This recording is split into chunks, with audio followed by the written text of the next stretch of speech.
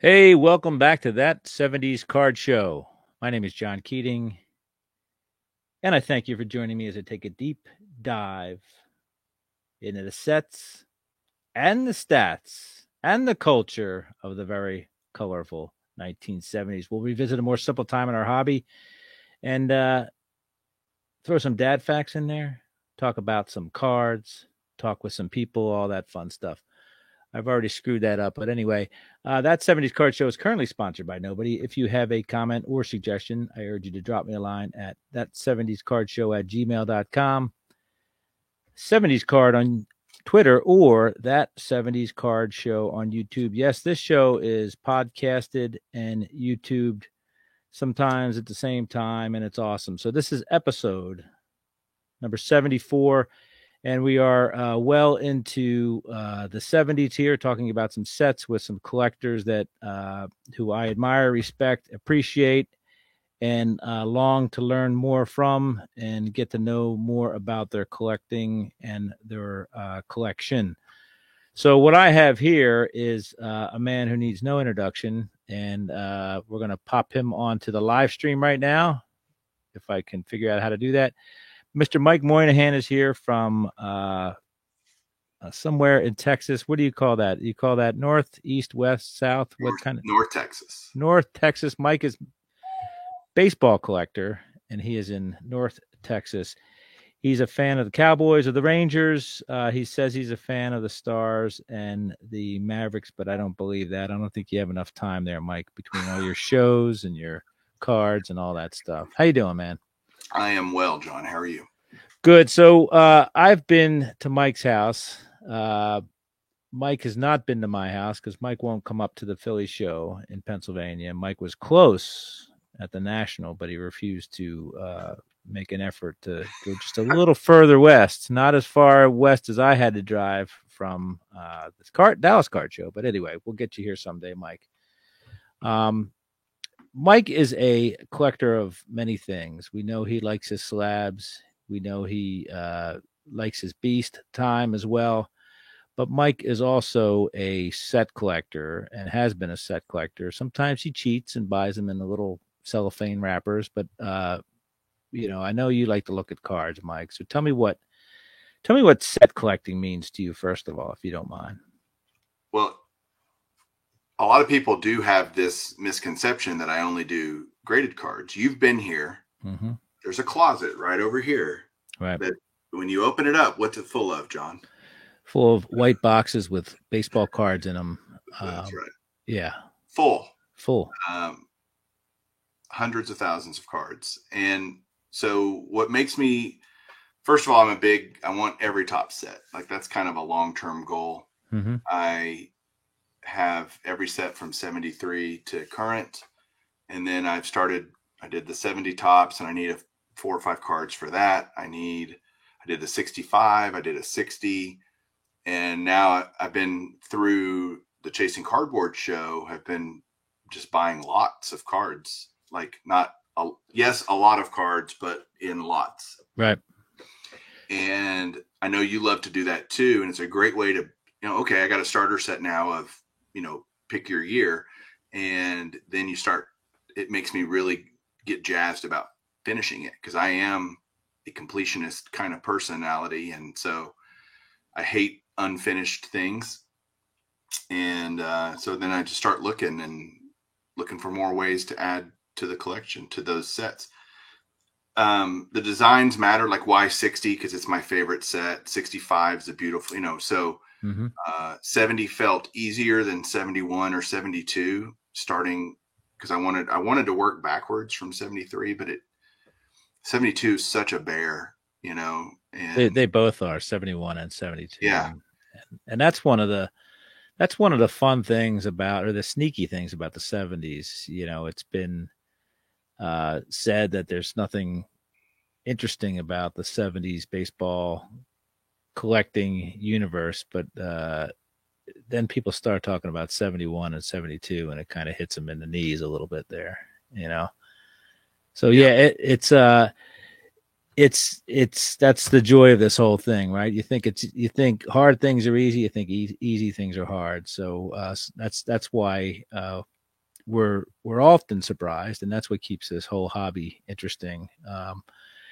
You and I have done business recently for one of your chasing cardboard uh, shows or guests, Glenn, and that's a perfect example of how great the hobby can be and opportunistic it can be, because I didn't go to bed on Thanksgiving evening thinking, oh, I'm going to have, a monster box full of monster cards and Civil War cards and stuff like that. But that's what keeps it going, keeps us going. And I feel like there's been a shift in your approach lately, which is a great thing, because none of us should be stuck in a rut. So you've talked a lot about building sets lately, and the problem you're going to face, have you figured it out, is the whole binder dilemma. What are your plans there? Have you started digging a basement yet, or no?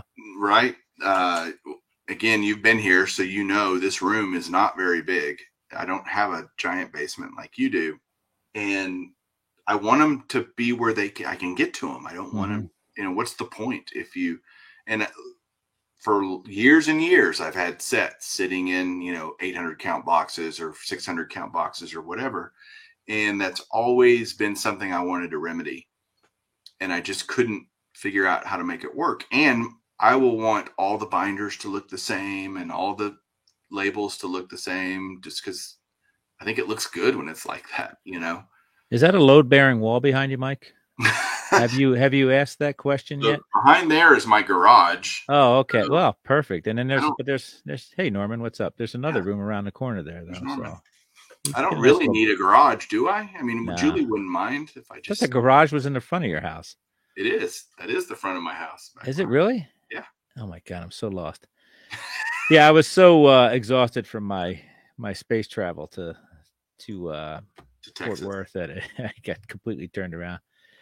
So, real quick, I feel like you haven't dipped into, I know you recently bought a whopper of a 70s football card, but I feel like you haven't really dipped into that hockey, football, basketball trilogy there, or triumvirate for the 70s. I am definitely, one of my Grail cards would be a Gretzky rookie. Right. I'd take a Topps, but I'd obviously like an OPG, but who wouldn't? Mm-hmm. Would you take all things considered equal, say you had two, whatever, 6s or 7s or 8s, would you rather have the Topps or the OPG with the kind of the grizzled edge? If they cost the same? Yeah. I'd take the OPG. I like the grizzled edge. Okay. I remember traveling to Canada as a kid with my dad and wanting to stop at every convenience store we could find, because I wanted to buy OPG cards in Canada. Like, right. I just thought that was That's cool, man. Well, you can go to Walmart and buy them now. Right. Yeah. Not quite the same, right? Not quite the same. But I don't have a ton of OPG stuff. Even I have a few Nolan Ryans just because. Right. But I love all cards. And what do you think I have? 100x more raw cards than I do graded cards? It's got to be at least that. It's hard to tell because those slabs take up so much room, right? True, but that stuff takes up a lot of room. I have 100,000 cards in that closet, and so people think I only do slabs. I don't. I have tons and tons and tons of raw cards. Yeah. I mean, and binders allow you to look at them more, right? As you say, they're, I have stuff like over my shoulder. That's all the 80s in 800 count boxes. They're all mostly hand collated. Do you want to put those in binders someday? I don't. I only have the only one I should, where I have ever had the urge to put in the binders, is the 1980 set. And that's something that I ripped right out of wax packs and put into the, lugged around with my entire adulthood and put in that box. So, I mean, I'm sure it started out in a shoebox, but now it's in an 800 count box. I mean, I'll probably do that someday, but when you're building these other sets and, there's so many projects, right? I mean, do you do the top set every year, even now? I have a 2022 back there, but other than that, I have 68 through 93, and then I don't know, probably 2022 might be the only full one I have. So I also do the Heritage set every year, Mm-hmm. just the base. I don't do all the short prints. And I do Topps Update, and I will also do Heritage High Number. And I have a bunch of years of Allen and Ginter sets. I just like the quirkiness of it. I like a lot of people hate that it's more than just baseball players. I like the diversity of that. I think that stuff should be rolled out. I think there should be certain years, kind of like election years, where Allen and Ginter's rolled out. I know you run the risk of having some players not appear in it, but when's the last time that was really innovative? It kind of has the same appearance, right? No doubt. The minis, the this, the that. Totally agree with you. It is stale. It's stale. Yeah. Is the answer. I've evolved to realize that it's not for me to say that they should stop making any sets, because obviously each one of these sets has their loyal followers, their own patrons, and that's not for me to tell anybody to not do this or that or the other thing. So I like Archives too. I think Archives is kind of cool because it's got the old timers in it, right? So yeah, the old timer mix. What's your favorite 70s set? My favorite 70s set is probably 73. Because I was born that year. And that's that's the card you made for yourself too, right? That you hand out. Yeah. So what's your favorite card in that set? Probably I love the Johnny Bench in that set. Mm-hmm. I have all of the Hall of Famers for that set slabbed. I have and then I have a complete set. Okay. Which is probably one I should put in a binder like immediately. But it's got everything, right? Clemente, Mays, Aaron. It's got Ty Cobb. Is right? Great. I love the card number 1. Yeah. Ruth, Aaron, and Mays. Yeah. It's awesome, man. I love the 76 all-time All-Stars. Yep. If I was to pick my favorite subset in the 70s, that would be it. Yeah, I'm with you on that, because I've always said that, you discovered those a little later. I probably discovered those in real time.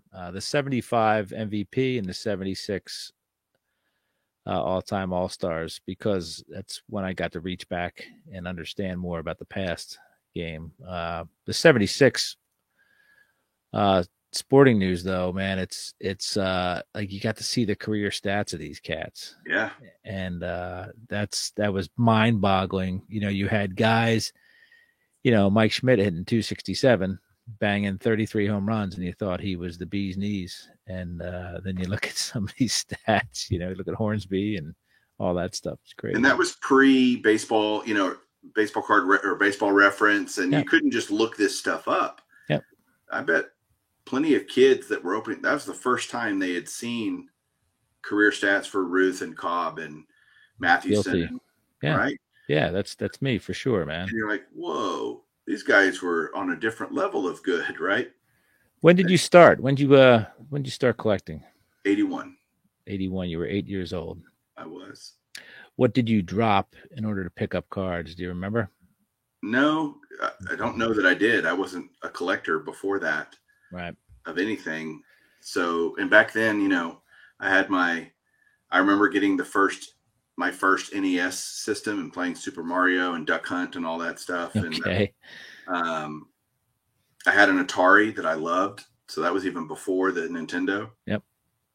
Played the Atari. So that was my era.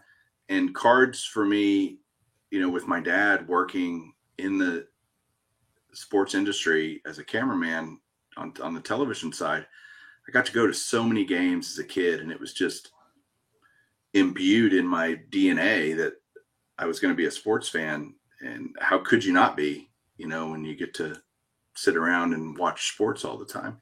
So what was the first day you realized what your dad did for a living? Your dad was a cameraman at the old Turnpike Stadium and whatever else they used to call Arlington Stadium. Yeah. Arlington Stadium, which is an amazing job. But when did you realize that, you hear about these kids talk about like, oh, I didn't, it's just my dad. My dad was Ken Griffey. I was the only dad I knew. When did you realize your dad was a little bit special and what he did? Probably late middle school. Okay. 12, 13, 14 years old, because I was going and I was actually working with him. I'd be what's called a runner. Mm-hmm. So he'd be up in the booth, right? And I'd sit up there during the game with the announcers. And if a guy in another section broke apart or needed a Coke or a hot dog, my job was to go get it out of the truck or go buy it, go to the press meal area and grab a hot dog and take it to the guy. Right. And I got paid $50 cash a game. It's crazy, man. Which was a lot. We were talking, 80, mid 80s, late 80s. Uh-huh. And that was a lot of money to just not do anything. I only maybe made 2 or 3 trips per game. Right.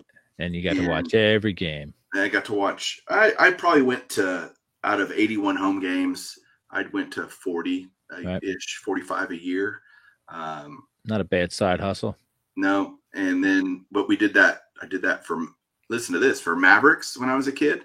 My dad was, back then they didn't have fixed camera position. So he was handheld. Oh boy. Under the basket was his camera for Mavericks. So I was either a cable puller, meaning I'm the guy behind him keeping everybody from tripping on the cable, or I was a boom mic operator. I just hold the mic. All the squeaking sound that you heard during a basketball game in the old days, there was a kid down there holding a microphone. That was my job, sitting right under the basket, holding a microphone, getting paid. Yeah. To watch Rolando Blackman and Mark Aguirre and Sam Perkins and all these great Mavericks players. They were actually pretty good back then. Reunion Arena. Arena, which was who was the coach? Dick Motta. Dick Motta. Yeah.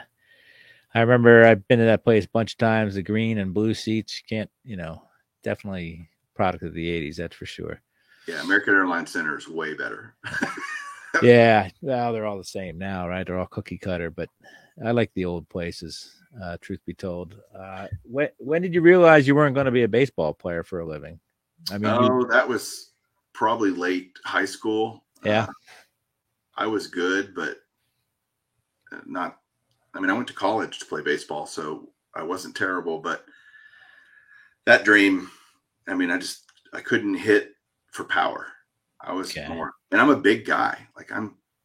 Back then I was 6'2", How many tools would you say you had out of 5? Well, I was a catcher, so I could throw. Right. And I was a good receiver, catcher wise. Called a good game, but 2 out of the 5. I didn't have normal speed back then, man. That was before your boy came around in the late 80s. Catchers weren't expected to hit other than Johnny Bench or Thurman Munson. Everybody else was just supposed to be able to call a game, Carlton Fisk could hit. That's true. Boy, the more we think of it. But I grew up in a city with Bob Boone where, 223 was acceptable. Yeah. Just catch the ball and all that stuff. Call a good game. Take care of others. Yeah. So when was your dark period in collecting? Do you consider yourself having a dark? I mean, don't say college because we all, everybody gets separated from the cards at some time. But I didn't actually. I never had a dark time, and so I don't like. How do you define if you say how long have you been collecting?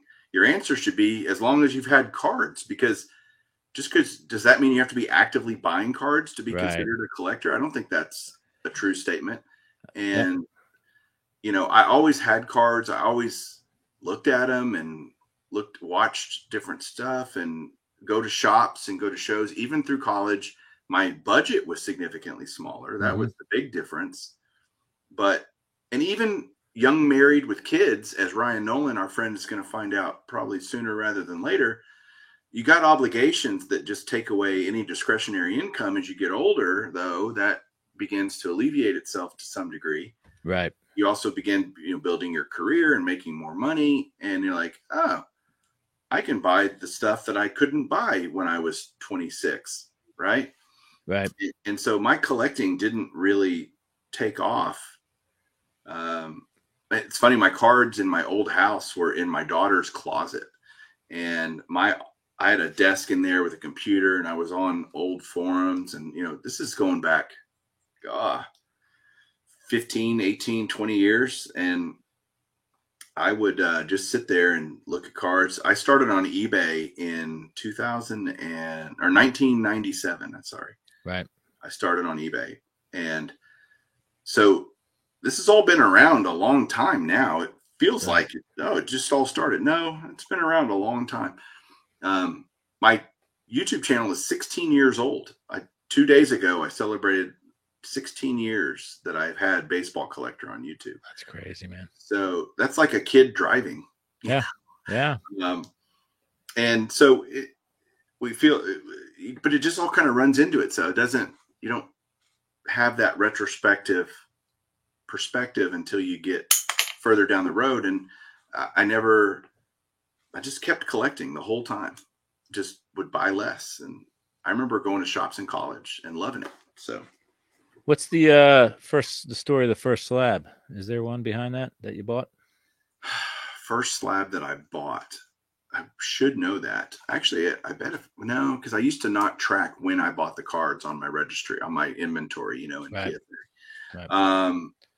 When did the registry start? Because I started buying PSA slabs from eBay in the late 90s. When did they start with the registry? Yeah, I don't know. My grading history is one of disdain initially and for a while, and it grew to acceptance from because the first set I started doing really intently was I started building the 73 Topps Hall of Famer run. And then I had a few mantles, and I really started on the 300 Great Cards by Mike Payne set. And I was only doing modern stuff, and I'm buying them raw. And then I started going, hey, if I'm going to start buying some of these mantle cards and Mays and these more expensive cards, even as long as I had been doing it, I wasn't confident that I could, not get duped. Right. And at least to me, the authenticity part of what grading can provide, it's another opinion. They get duped too. Like, I'm not saying they're perfect, right. But the reality is at least it's someone else besides just me assessing the authenticity of a card.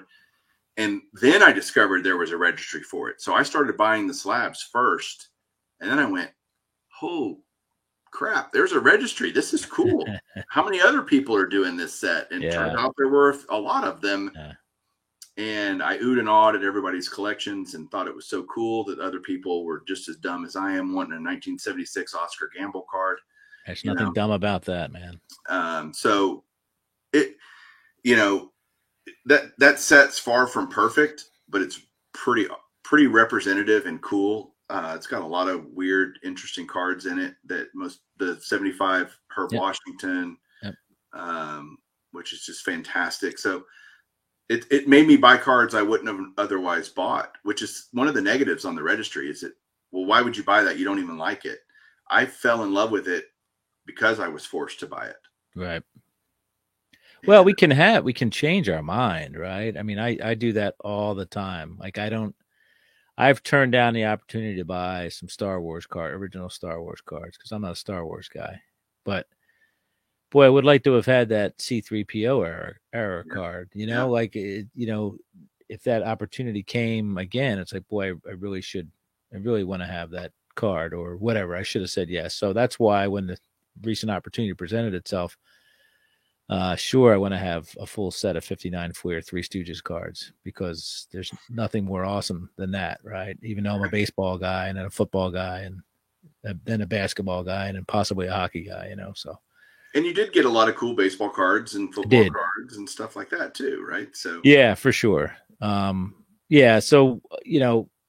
that's what this thing's all about, is pivoting and opportunity and stuff like that. Whether you're at a show or on eBay or wherever else, just go with the flow, because you'll be disappointed eventually. Like I've said before, if you go to a show with your hit list and you didn't get anything off your hit list, that could be a disappointment. But if you come home with a bunch of matchbooks and stuff like that from the 1930s, and how cool is that? Just gotta evolve and adapt and all that stuff. So I had a Dallas show, it was maybe a year ago, and my friend Craig, who he had never done a show yet, but he hadn't been on my show. He has been now multiple times. And he had a card at his booth. It was a 53 Redman Stan Musial, and it was slabbed, and it was gorgeous. It was like a 4, but it was still like, I just loved it. So it had the tab then. It did have the tab. Yeah. And I did not buy it. And I walked around, and maybe an hour later, I'm like, this is dumb. I want that card. I don't collect Redman. I think Stan Musial is super underrated in the hobby, but that wasn't, I just thought it was a really cool card. Yeah. And I went back, and it had sold because it was a very reasonable price. Right. And that happens less now because I've gotten where I just am smarter about, hey, dude, you want that? It's cool. Buy it. Like, don't stop second guessing yourself. Trust your first instinct. That doesn't mean you need to be careless or frivolous with your money, but trust your first, because there's a reason that pops in your mind like that. You tend to talk yourself out of stuff, but. And look, we've been doing this long enough. I mean, 40 years, 42, 43 years for me, 50 years for you. We know what cool is. Right. I don't mean that in an egotistical way. I just mean we've seen so much. And when you see something cool and different, we should have the wisdom to say, yeah, I should just go ahead and buy that. Yeah, there's a reason it turned your head. And you'll get that answer. You get that answer later. Just act, accordingly in the present. It's funny how I remember the cards I passed on more than the great deals I got on cards I currently own. I mean, I tried to, I was, in December in Philly, I was like, whatever, a handful of cards 5 cards from finishing the 68 set after a day at the Philly show. I had no intention of coming back. What I do the next morning, I woke up and said, well, why not just finish those 5 cards today? And I went back and you finished the 5 cards. So it's, thankfully for me, it's 5 minutes from my house, but it's just, get it out of your head. There's plenty of other things. Complete something while you can, or scratch that itch while you can, and then move on. So, agreed. Are we going to talk about any sets, or are we just going to talk? Yeah. So it surprised me. I asked some collectors who I wanted to hear from about the 70s. I specifically reached out, and I've had some overwhelming response and some surprising responses from who I asked to join me on this. And one of the surprises was, I swear, we have a gentleman who's going to help me go through one of the sets, and I swear he would have picked, you two were going to pick the same set, and I was going to have to use a randomizer or have some sort of steel cage match. But you surprised me with the set you picked. And tell me about that set. Tell me what you picked, Mike. I picked the 1970 Kellogg's set. Tell me why you picked that. Tell everybody why you picked that. Well, it's the first Kellogg's set. It's the inaugural edition of that. And it introduced this idea of, before you had cards on the box, like Post, right? Stuff like that. And then now you have serial cards inserted into the box. And I distinctly remember as a kid, going and searching for, back when I was a kid, they had cards on Kraft macaroni and cheese, and they had, Hostess squirt bottles and, everything.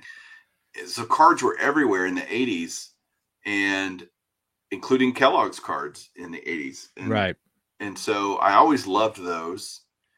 And one of the cards in the 300 Great Cards set by Mike Payne is the 1970 Kellogg's Roberto Clemente. And it is a freaking awesome card. Yeah, for sure. And the technology developed over time with the 3D imaging and all that kind of, the idea of 3D, like, these are super high tech, right? These are amazing. Yep. They're not your grandfather's baseball cards. These are new and exciting. And you don't have to put glasses on like you did 10 years before to go to a movie. Right. And so I love the 70 set because it's the first one. It's the introduction of this whole idea of cards being inserted inside a cereal box. Right. And it's a 75 card set. Tons of Hall of Famers in it. tons of, it's it's only 70 cards, so it's all the best players, and you still have Mays, Aaron, Clemente, Stargell, all these great players kind of towards the tail end of their career, but you have younger guys like Steve Carlton, Johnny Bench, Reggie's in it. Yep. Reggie's card is amazing in that set. Yeah, I actually have one of those. I only have. First of all, let's just whip it out. Show us what you got. I know you got one. Well, I only have, which is weird that I would pick this set, which is, and to only have one example. I do have the Clemente. Oh, look at that card. This is a PSA 8. Shea Stadium, I assume. Yeah. Yeah. With the sleeveless jerseys, great not stern, but focused Roberto Clemente. What does the back of that card say? Roberto Clemente? Because they're a little wacky with their names on this. It does say Roberto Clemente, as a matter of fact. Because they use the proper names on a lot of these chaps on the back of the card. The front of the card, for those who want to know, just has their last name on it, right? Mm-hmm. Yeah. But it's important to realize these cards were incredibly condition sensitive because the cards would crack. I mean, you can't bend this card. It will crack. Right. And so finding them in great shape is fun and expensive. But I got this. I mean, my holder is so old. I think this was, slabbed at the turn of the century. Is it curling at all? Can you? No curling. Now, so I recently got a few sets from the 80s given to me by Dave Blue Jacket 66, and they were in the original packaging. He had mailed, because you could get these cards either this is true from 70, all the Kellogg sets. You could hand collate your set by eating a lot of Frosted Flakes or Corn Flakes, or you could mail off for a set, and they would send you an entire set. Let me show you this too. You could buy a pack of these. Oh, wow. I did not know that. So I think it was 6 cards, and you get an iron-on as well. You get an iron-on decal. Gosh, so how cool is that? Look at that. There's essentially a cello pack, right? And then, and then your iron-ons. There's your iron-ons, so you can iron those onto your denim jacket or whatever. Fan-freaking-tastic. Yeah. So I mean, I've never seen an unopened pack of 70 Kellogg's anywhere, but you're right. You could get them in the box. You could buy them retail. I don't know whether that was a test deal or you could send in for them. And as we know, most of us know by this point, Topps cards were edible in theory, but these obviously aren't. So they were packed in the little paper, right? Little paper. Yeah. Have you seen any of those out there? Are they? No. I'm wondering if they're as transparent as some of the later packs, where you can actually see, or you can actually see who the player was in there. If they were more opaque or whether, like, if you're selling an unopened 1970 Kellogg's pack, I wonder if anybody knows what's in there. That kind of thing. But you also have to think what was going on in the hobby at the time with cards. Topps was obviously, well entrenched into their monopoly of creating baseball cards. And Topps had tried to do different things in the 60s to add value and just have different things. Yep. This was the first, like in 70, it was Topps, O-Pee-Chee, right, of course. Right. And then you had Kellogg's. Yeah. That's pretty much it on widespread distribution of card sets. So it was different. It was something different, unique, and fully licensed. So that was a huge thing too. Fleer was kind of battling in there. They throw out the Laughlin cards and stuff like that, but there was no contemporary cards around that time. It's not, surprisingly enough, it's not an expensive set to either buy as a whole set or put together at all. So I have 4 cards. I bought the Reggie at the Industry Summit this year.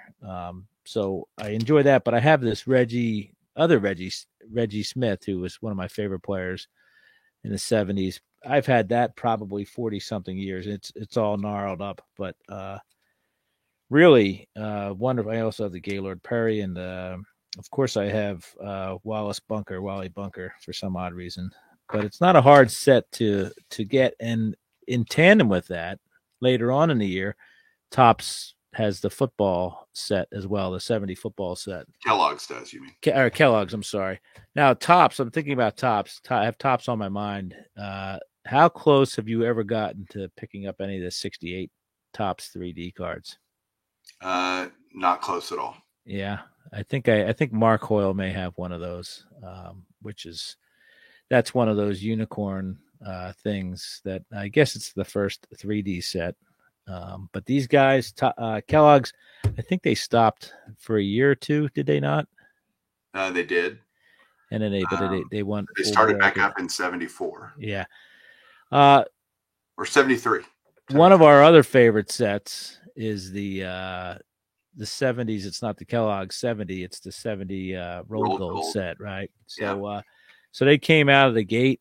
Same company, right? Exograph, I think, made both of them. They came out of the gate with the old timers again. I know you have the whole set of that. I have the Gehrig from the Rolled Gold, and then I have the whole set of the 72 Kellogg's. Yeah, same set except for the trademark. You have correct. To have the, and it's interesting that they're a couple years apart. So, how likely are you to add to this set, and how likely are you to do it in a raw form in the months ahead? Neither. What I have thought about doing and what I will likely do is a Hall of Famer run slabbed. Okay. With grade being less important, but more about finding good examples of the cards. They're actually all pretty well centered. Like they were done well. Overall. Kellogg's did that well. It's hard to find really boogered up, off miscut Kellogg sets, I think. But the curling that you mentioned, the cracking are all issues. And to me, like when I mentioned the sets that I got from Dave that had been in the box for I opened it, tore it open. It had never been open.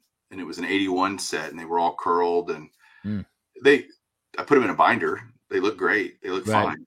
But I put all mine in top loaders. So all mine are in top loaders to try to, that may be more harmful. That diminishes the curl. Yeah. Yeah. But I'm thinking about doing a Hall of Famer run, and I don't know if you looked it up, how many different Hall of Famers there are in that set.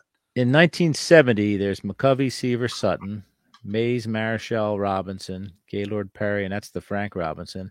Gaylord Perry, then the Brooks Robinson, Aparicio, Clemente, Stargell, Reggie Jackson, Billy Williams, Ernie Banks, Ron Santo, Lou Brock, Rod Carew, Al Kaline, Johnny Bench, Harmon Killebrew, Tony Oliva, Robert Gibson, there's two of them, and Joe Morgan. Bob Gibson has the only error card in that set. You know about that at all? No. It's a statistical thing where the 1959 innings are blank on the back of the card 71, and then the corrected one is 76 innings in 1959 as a rookie. It's, it says here single cards were available in select brands of Kellogg's cereal, and the mail-in program offered complete sets. Here's a question I know you don't know the answer to. What do you think a box of Kellogg's cost in 1970? A box of Kellogg's cornflakes. I'll say 65 cents. You're 38 cents is what it is, which I was amazed. I thought it'd be $1.25, but I didn't have to buy any food back then. It was bought for me. By the way, Kellogg's did restart making baseball cards in 72. So there was only a 1-year hiatus. Took a year off. Okay. Yeah. I wonder what that was all about, right? So they spit the Rolled Gold out and they spit this set out. Yeah. Then they did the football. They got the football. Yeah. The football sets. I don't think football set's awesome. I have a guy in Chicago, Lee, my boy Lee, who sends me stuff. And here's one for you right here that you might like, but it's the Bob Lilly. But he sent me a bunch of these things, and it's absolutely amazing. There's Johnny Unitas.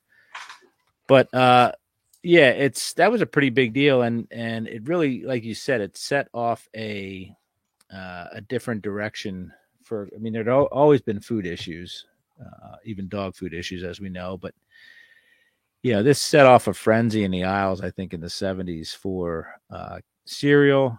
It was brilliant, right? We Yeah. all had to have. We all ate cereal in the 70s, but we needed this particular kind of cereal, even though it probably tasted like.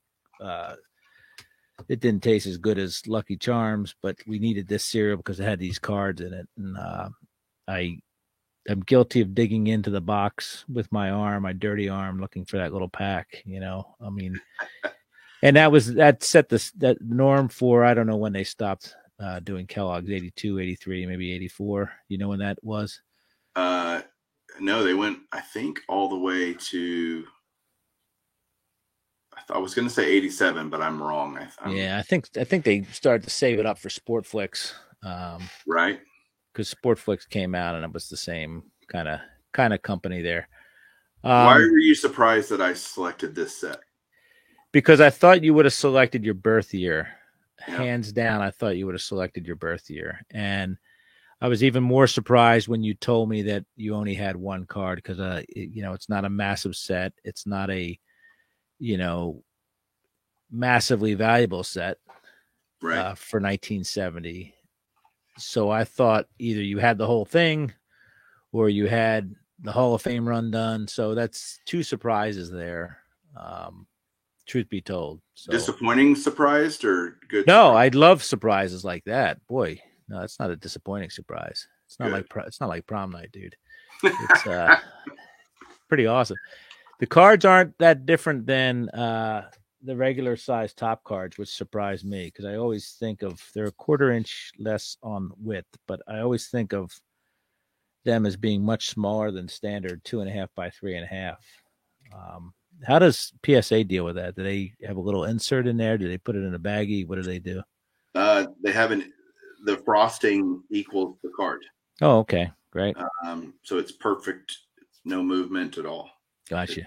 Pretty great, actually. Have you seen? I've asked this question. Maybe I think I've asked it when I sat on that little chair back there on your lap. Have you seen a lot of these things boogered up in slabs post slabbing? No. I mean, not just 70s, but because you have quite a few of these Kellogg's cards or Roll Gold cards, right? And you haven't had any issues, huh? No issues whatsoever. Wow, that's pretty good. I wonder why that is. I wonder why. Well, they're hermetically sealed, right? So.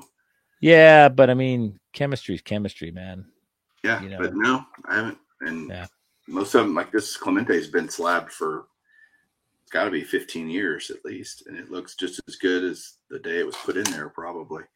Yeah, that's probably by far the most valuable card in that set. And it's not, like I said, it's not an arm and a leg, but Mays, Jackson, and Bench and Rose finish out the top 5-ish. I guess you could throw a Seaver in there too.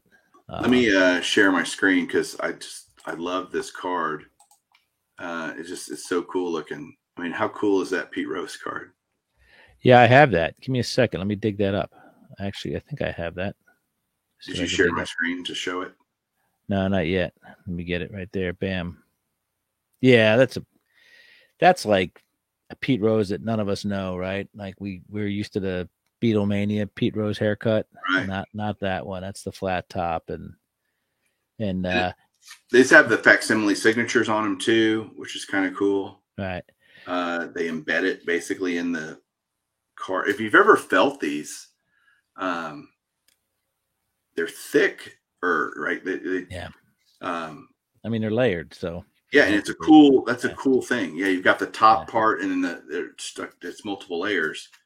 I have seen them peel apart. I've seen old ones that peel apart. I was going to say there's cardboard in there. It's just not. It just depends on how it's adhered. Right. So let me. One of my fun things. I'll show a couple cards here if that's all right. Of course. Here, it's our show, Mike. One of the fun things here is is Rico Petrocelli, and like I said on the back of his card, it says Americo Petrocelli, right? And it has their hobbies. I don't know whether you noticed that. Yep. But old Rico's hobby is drag racing, which is pretty cool, and that's a nice shot of. Man, I want to say that's Yankee Stadium, but we don't get to see the top. Who knows what that is? Don Wilson, who was a great pitcher, ended in tragic circumstances. That's a guy you can get behind. He's a cabinet maker, Mm-hmm. in his spare time, right? Reggie Smith, Carl Smith on the back. His real name's Carl Reginald Smith, and he likes to work with plastics according to his hobbies. There's Reggie. Reggie likes cars. That's a great shot of Reggie Jackson. That's a card I think you need to put in your collection I soon. totally agree. It's just any of those Reggie cards from the early 70s, I think, are brilliant up until 73. Clemente liked classical music and reading. Willie Mays, of course. I think they kind of had a generic default on the hobby answers, sports or all sports. There's a lot of hunters and fishers, stuff like that. Willie Mays with the vertical signature there. I don't know why that happened, but I guess it's because of maybe his black sleeve in his thingamajig. Ray Culp likes racing pigeons. That's a nice shot of Yankee Stadium there. Right? You like that?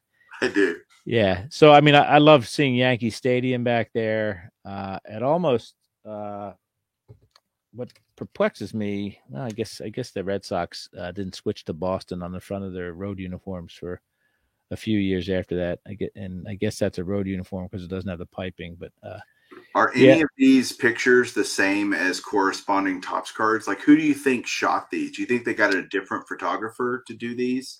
None of these pictures look familiar to me, other than having.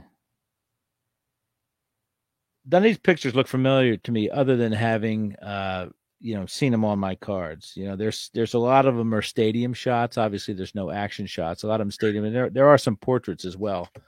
But I question the backgrounds of the stadiums, because it's supposed to be, in theory, two different pictures, right? In order to get that depth. Right. So I'm wondering if they had stock shots that they put behind the players, because there's some players in there that look like they have some really weird backgrounds. I'm going to see if I can bring a few of them up here. But Mel Stottlemyre has the Yankee Stadium, stuff like that. But I think there's even a Dodger Stadium with Don Sutton. Let's see if I can bring some of these things up in real time.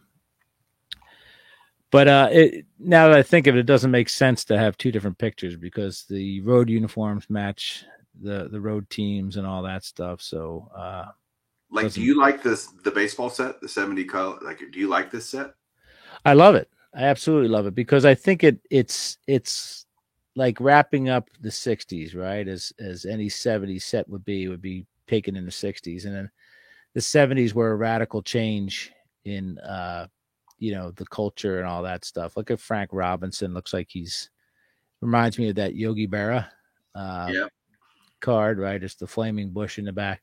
I love the Joe Morgan is a great card. Yeah, that's at the end. I think they're I think it's a great set. I think it's a very candid set. As we would find out later on, there's some of these off-market sets, i.e. non-top sets, that the photography and the art quality was kind of suspect.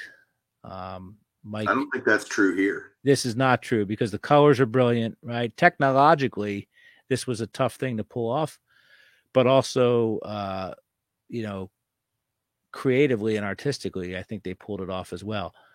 Matty Alou, by the way, Mateo Alou is like skin diving. But it also, like I said, it kind of wraps up before we get into the, we don't see any of the cookie cutter stadiums. We don't see any of the, the polyester pullover uniforms yet, anything like that. So it's kind of a nice little bow on the classic era of baseball. And the technology is conducive to the types of shots they used, Right. Yeah, you couldn't do this with action shots, Right.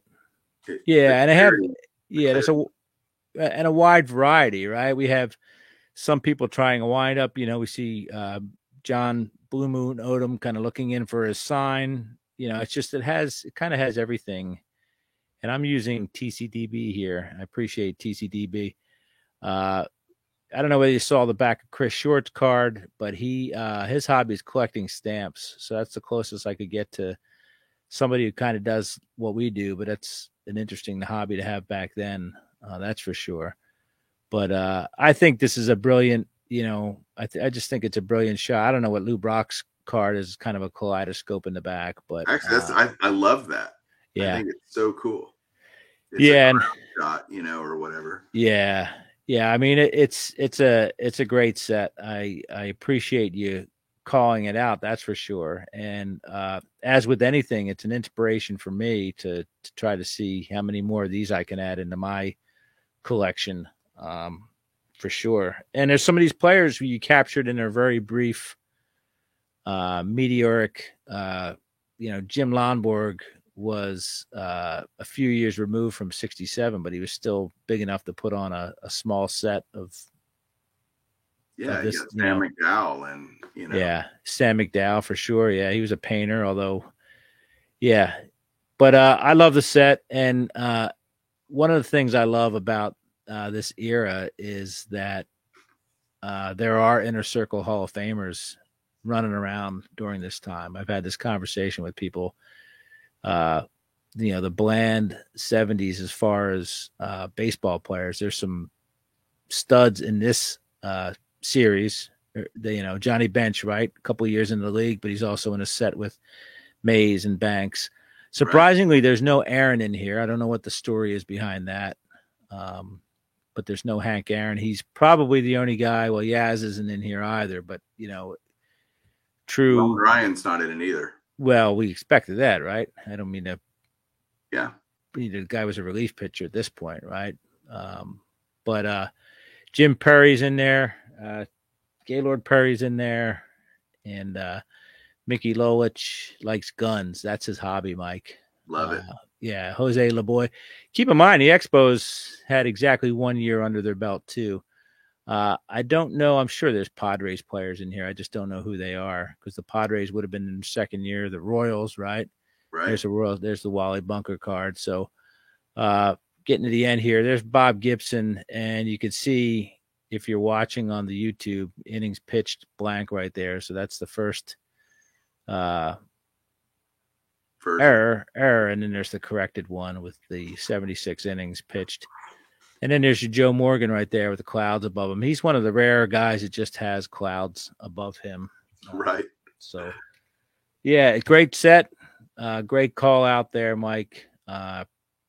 Appreciate it. I'm looking forward to you expanding your horizons a little bit and getting more 70s cards or getting more of these non-base set 70s cards, right? You got the supers, you got the all that crazy stuff from the 70s. So yeah, this series, the one we did with Tom, our boy Cooter with 71 supers. I mean, you got me. I'm like, shoot, I got to go search eBay. Let's go, Yeah. And, thanks a lot. Thanks, John. Topps gets I've said this before as well. Topps gets kind of a bum rap. And it's funny because within the last hour or two, you were saying how great, or I was listening to how great you thought the 79 or how good you thought the 79 Topps set. I thought they were kind of mailing it in by then, but like in these 70s, they were putting coins and scratch offs and Topps game and decal edge, and they were like really trying to mix it up, right? With the supers and all that stuff. So they were a monopoly, but they weren't exactly resting on their laurels. Tough to get that stuff out to market in different sizes, different card stocks, all that fun stuff. So they didn't dive into 3D after 1968. I guess that was enough of a nightmare that they didn't want to do it again. But they sure did give us a good run there, at least in the early 70s. Now you got me looking for that Bob Lilly card. Yeah. Damn you, John. Yeah, sorry. Well, I just sent you a package. I could have sent that off, but that was a gift. That's got Merlin Olsen, Bubba Smith. Here's one for you too. Gale Sayers. Yeah. He's right in front of my thing goes Sayers, Lilly, and Unitas. I'm sure there's some people in the middle there, but the football ones are obviously just as interesting because they're regular football poses, all that stuff. Same thing though. You have some old timers there like Unitas and Sayers and stuff like that. So great time. I don't think they ever produced Merlin Olsen in there. I don't think they produced any hockey or basketball 3D sets. Maybe I'm wrong, but I don't recall seeing any of those.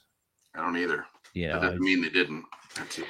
yeah, I mean, I think about the costs. I guess the cost involved in producing some of these sets, and you're going to have them in a cereal box for 6 to 8 months. You might as well, you want it to be a sport like that, because by the time you gear back up in the spring, it's baseball time again. You don't want to have extra hockey and all that stuff. Plus, hockey and basketball were kind of at a crossroads with the different leagues and stuff like that. So Exactly. I'm babbling. Mike, anything else you want to say here? No, I appreciate you. I appreciate your friendship. This is a fun series that you're doing. It's inspiring, and I appreciate you letting me be a part of it. Yeah, I want to get a couple back together. We'll do kind of like a post-mortem, and we'll talk about some of the other 70s stuff that we didn't get a chance to talk about, because I know you've done a series on the 70s, which was fun, but I think that, you were just passing through. You had a lot of things to get to, the 80s and stuff like that. It's not the most glamorous thing, but maybe we'll take a little bit of a revisit into some of these oddball sets and stuff like that down the road. I'll be your B-side guy. Nice. I love that, man. Love that. So stick around, Mike. I'll read, and then we'll say goodbye together, and then we'll chat afterwards. So thanks for joining me this week in my journey back in time. If you have a comment or suggestion about Mike's manly beard and how he should be manscaping that thing, please drop me a line at that 70s card show at gmail.com, 70s card on Twitter, or that 70s card show on YouTube. Music is by Mango Safari.